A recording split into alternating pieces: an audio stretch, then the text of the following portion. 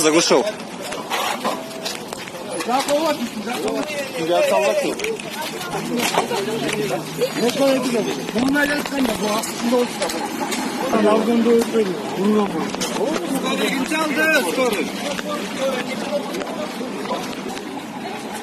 Короче, Камрюха ехала по Медерово, оттуда сюда, а этот несся инкассатор по Тыныстанова без тормозов в нее, короче, с Камрюхом. Не могут, короче, дверь открыть, там один ГБРовец остался. И чтобы открыть, взламывают.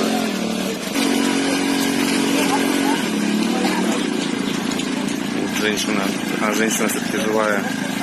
Сказали, что она водитель Камри, оказывается, на пешеходе никого не было. Но в очень плохом состоянии, прям.